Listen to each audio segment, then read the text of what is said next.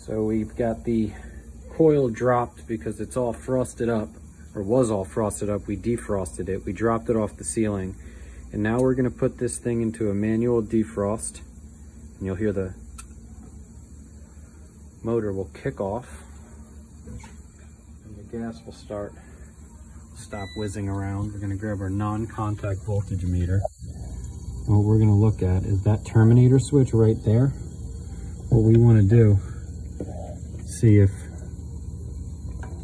we're getting power into it.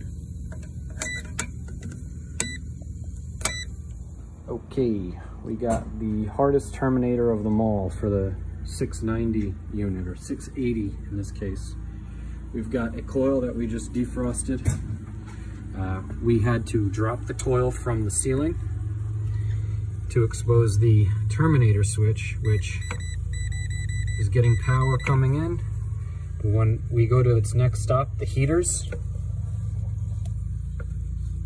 nothing, no power. So what we're gonna do is we're gonna pop this right off,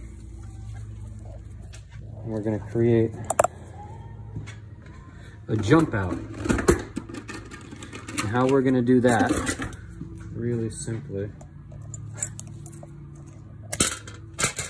put that off.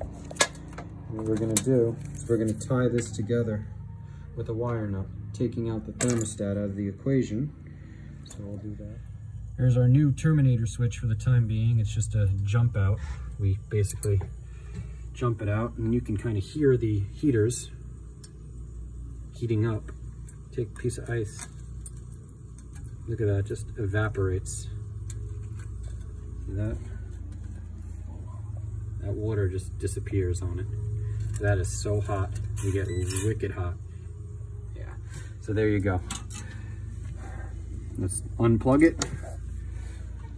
We'll get our new terminator in. We'll get it mounted again, and we'll be back in business. Okay, so when you take this off, your two screws at the top, that will drop the evaporator. But when you put it back, all the way in the back, you're gonna see two little holes. Here, flip the camera for you. And you can't even see them because they're hidden. But there are pegs on the wall that metal galvanized bracket sits on. You got to get it on the pegs, otherwise these will never go back in properly. And if they don't, you're going to have water dams coming down, ice dam, because it's not going to be pitched correctly.